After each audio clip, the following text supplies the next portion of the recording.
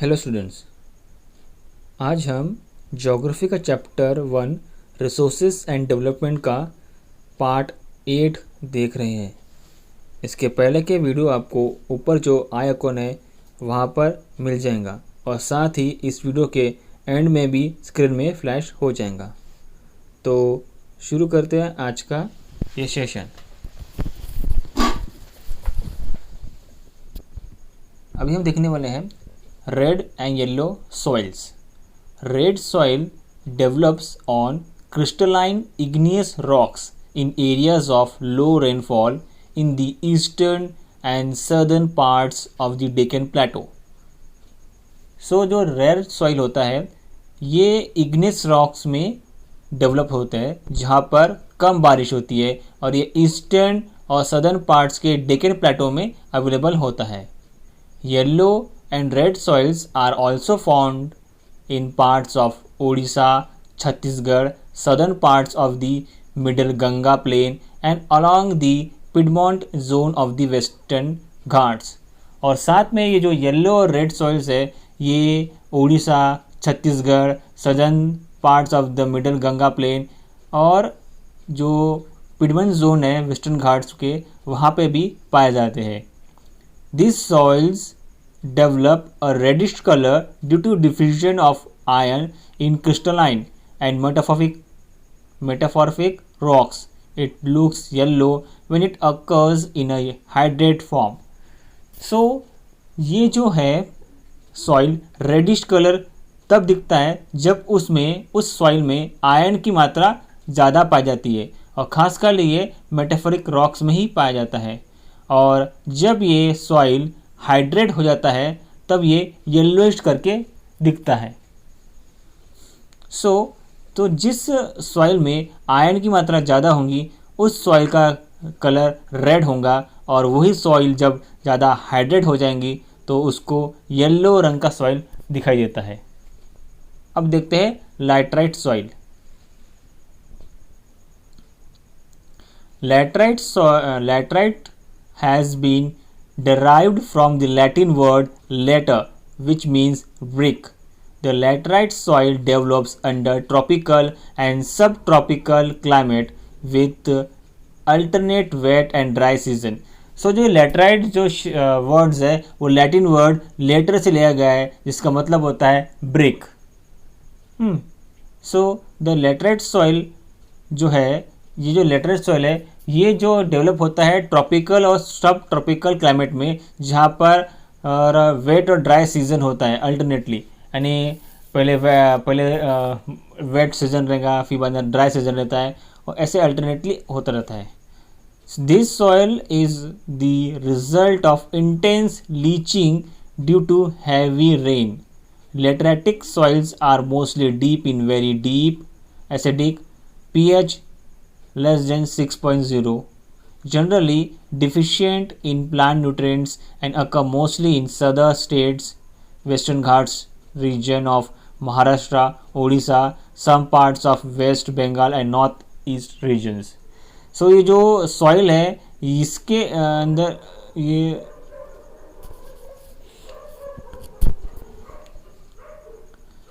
soil है ये heavy rain के कारण बहुत लीचिंग टाइप्स का दिखता है ये, और इसके अंदर बहुत ही एसिडिक हो जाता है क्योंकि पानी के कारण बहुत ही एसिडिक हो जाता है जो कि डीप से वेरी डीप तक दिखाई देता है और इसमें जो प्लांट न्यूट्रिशंस की कमी होती है। और ये जो है सॉइल ये मोस्टली मिलता है हमको सदर्न स्टेट्स में और वेस्टर्न घाट्स जैसे कि महाराष्ट्र, ओडिशा यहाँ पे, और साथ में कुछ वेस्ट बंगाल और नॉर्थ ईस्ट रीजन में भी दिखाई देता है। Where these soils support deciduous and evergreen forest it is humus rich but under sparse vegetation and in semi arid environment. तो इन एरिया में ज़्यादा बारिश होने के कारण यहाँ पे बहुत घने जंगल पाए जाते हैं और यहाँ पे बहुत ही ह्यूमस होता है और यहाँ पे जो है वेजिटेशन और कुछ सेमी एराइड एनवायरनमेंट भी होता है, मतलब कुछ जगह थोड़े बहुत सूखापन भी नज़र आता है और ये सब क्यों होता है, क्योंकि वहाँ पे ह्यूमस जो पुअर होता है, इसके कारण वहाँ पे होता है ये, it is generally humus poor. तो they are prone to erosion and degradation due to their position on the landscape. After adopting appropriate soil conservation techniques, particularly in the hilly areas of Karnataka, Kerala and Tamil Nadu, this soil is very useful for growing tea and coffee. तो ये जो है ज़्यादा बारिश के कारण वो soil erosion का भी खतरा रहता है और डिग्रेडेशन भी वहाँ पे होता है। और अगर हम कुछ कंजर्वेशन किया जाएगा वहाँ पे, थोड़ा सा सॉइल कंजर्वेशन अगर अपनाया जाएगा तो जो टेक्निक से, तो जैसे कि ये हिली रीजन है, एरिया है जो है कर्नाटका, केरला, तमिलनाडु, तो वहाँ पे हम टी और कॉफ़ी अच्छे से उगा सकते हैं। Red laterite soils in Tamil Nadu, Andhra Pradesh and Kerala are more suitable for crops like cashew nut. So जो तमिलनाडु और आंध्र प्रदेश और केरला है, यहाँ पे लेड नेट्राइट सॉइल पाया जाता है जो कि बहुत सुटेबल है कैशू नट ग्रो करने के लिए। अब देखते हैं arid soils. Arid soils range from red to brown in colour. तो जो एराइट सॉइल है उनका जो कलर है रेड टू ब्राउन रेंज में आता है। They are generally sandy in texture and saline in nature. और इनका टेक्सचर थोड़ा सैंडी टाइप होता है, मट्टी टाइप रहता है और उसमें सलाइन की मात्रा होती है। In some areas the salt content is very high and common salt is obtain by evaporating the water. कुछ एरिया है जहाँ पे सॉल्ट की मात्रा ज़्यादा होती है, इसके कारण वहाँ पे वाटर इवापोरेशन के जरिए कॉमन सॉल्ट बनाया जाता है। Due to the dry climate high temperature evaporation is due to the dry climate, high temperature evaporation is faster and the soil lacks humus and moisture. तो वो जो क्लाइमेट वहाँ के हैं ड्राई होता है और वहाँ पे टेम्परेचर भी बहुत हाई होता है, तो वहाँ पे हम इवापोरेशन के जरिए इवापोरेशन जो है फास्टली होता है और इसके कारण वहाँ पे मॉइस्चर और ह्यूमस कम होता है। तो वो जो क्लाइमेट है वहाँ का ड्राई होता है, वहाँ पे टेम्परेचर हाई होता है, उसके कारण वहाँ पे इवापोरेशन ज़्यादा जल्दी से होता है, जिसके कारण ज़मीन में मॉइस्चर और जो सॉइल में मॉइस्चर और ह्यूमस की मात्रा कम होती है। The lower horizons of the soil are occupied by kankar because of the increasing calcium content downwards. तो जो लोअर होरिजन है सॉइल का, वहाँ पे कंकर मिलता है क्योंकि वहाँ पे कैल्शियम कंटेंट बहुत कम होता है। The conker layer formations in the bottom horizons restrict the infiltration of water. So कंकर की मात्रा ज़्यादा होने के कारण जो बॉटम लेवल में जो पानी को रिस्ट्रिक्ट करता है। After proper irrigation, these soils become cultivable as has been in the case of western Rajasthan. अगर प्रॉपरली इरिगेशन के थ्रू अगर सॉइल में कुछ वर्क किया जाए तो वो कल्टीवेशन के लिए भी उपयोग हो सकता है, जैसे कि वेस्टर्न राजस्थान में होता है। अब देखते हैं फॉरेस्ट सॉइल्स क्या होता है। Soils are found in the hilly and mountainous areas where sufficient rain forest are available. So ये सॉइल वहाँ पा जाते हैं जो कि बहुत हिली या माउंटेनियस एरिया होती है, पहाड़ी या पर्वत वाले एरिया जहाँ पे बारिश की मात्रा अच्छे से होती है, जिसके कारण वहाँ पे फॉरेस्ट अवेलेबल होता है। The soil's texture varies according to the mountain environment where they are found. और जो सॉइल का जो टेक्सचर है वो माउंटेन एनवायरनमेंट पर डिपेंड करता है कि कौन सा माउंटेन एनवायरनमेंट वहाँ पे अवेलेबल है, उसके थ्रू ही बता सकते हैं कि कौन सा सॉइल का टेक्सचर है। They are loomy and silty in valley sides and coarse grained in the upper slopes. और ये जो थोड़े सा सिल्टी टाइप होते हैं वैली साइड में, लूमी टाइप होते हैं और थोड़े से खुरदरे टाइप होते हैं अपर स्लोप में। In these snow-covered areas of Himalayas, these soils experience denudation and are acidic with low humus content. तो जो हिमालय वाले जो एरिया होते हैं वहाँ पे जो है एसिडिक मात्रा ज़्यादा होती है और जिसके कारण वहाँ पे जो ह्यूमस सबसे कम होता है। The soils found in the lower part of the valley, particularly on the river terrace and alluvial fans, are fertile. तो जो लोअर पार्ट के जो वैलीज है वहाँ पे रिवर टेरेस के जरिए या एलोवेरा फल के जरिए फर्टाइल किया जाता है।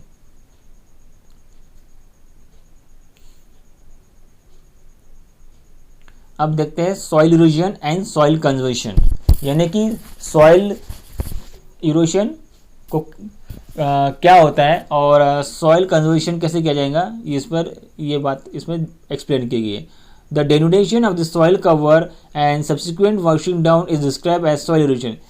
जब सॉइल का ऊपर का जो लेयर है हट जाता है या पानी के थ्रू वॉश आउट हो जाता है तो उसको हम सॉइल इरोजन बोलते हैं। यानी ऊपर का सॉइल जब वाइप आउट हो जाता है, यानी पूरा खत्म हो गया ऊपर का सॉइल बारिश के कारण ज़्यादा, तो उसको हम सॉइल इरोजन बोलते हैं। The process of soil formation and erosion go on simultaneously and generally there is balance between the two. Sometimes this balance is disturbed due to human activities like deforestation, overgrazing, constructions, and mining, etc. While natural forces like wind, glacier, and water lead to soil erosion. So जो soil formation और soil erosion है ये simultaneously होते रहते हैं balance में हाँ, लेकिन कभी कभी क्या होता है इंसानों के कारण ये डिस्टर्ब हो जाता है, जैसे कि डिफॉरेस्टेशन मतलब कि पेड़ों को ज़्यादा मतलब जंगल को काट देने का, वो ग्रेजिंग, कंस्ट्रक्शन हो रहा है ज़मीन पर, माइनिंग हो रहा है, माइनिंग के कारण भी सॉइल पूरा हट जाता है पूरा सो और कभी कभी कुछ नेचुरल फोर्सेस भी होते हैं, जैसे कि विंड आ गया, बहुत ज़ोर से विंड आ गया और पूरा सॉइल उड़ गया है, ग्लेशियर के कारण वो सॉइल की क्वालिटी ख़राब हो जाती है, और पानी के ज़्यादा बहाव से भी सॉइल इरोजन होता है। The running water cuts through the clay soils and makes deep channels as gullies. The land becomes unfit for cultivation and is known as bad land. तो जो ज़्यादा बारिश होने के कारण जो ज़मीन में कट्स आ जाते हैं जिसको हम गलीज बोलते हैं, जैसे कि यहाँ दिख रहा होगा आपको, ये गलीज टाइप हो गया है, ये गलीज हो गया, यहाँ के जो बीच की जो मट्टी है बह गई है उसके कारण ये गलीज टाइप हो गई है, इसको बोलते हैं गलीज। और इसके कारण ये जो सॉइल है, ये लैंड है, ये इतना पूरा लैंड है, ये कल्टिवेशन के लिए फिट नहीं है, इसलिए हम उसको बैड लैंड भी बोलते हैं। In the Chambal basin such are called ravines. Chambal में उसको रवाइन्स बोलते हैं। Sometimes water flows as a sheet over large areas down a slope. In such cases the top soil is washed away. This is known as sheet erosion. So कभी कभी क्या होता है पूरा एक शीट टुकड़ा जो है वो पानी के कारण बह जाता है, जिसको हम शीट इरोजन भी कहते हैं। Wind blows loose soil off flat और sloping land known as wind erosion. So कभी कभी विंड के कारण ही पूरा सॉइल उड़ जाता है तो उसको हम विंड इरोजन बोलते हैं। Soil erosion is also cause due to defective methods of farming, ploughing in a wrong way that is up and down the slope form channels for the quick flow of water leading to soil erosion. So कभी कभी soil erosion जो है वो गलत तरीके से farming करने से भी होता है, जैसे कि ऊपर नीचे प्लॉ कर देने का, जिसके कारण बीच की जो है मट्टी बह जाएंगी। अगर हम इसको सीधी रेखा में प्लांट करेंगे तो ऐसा कुछ होगा नहीं। So ploughing along the contour lines can decelerate the flow of water down the slopes.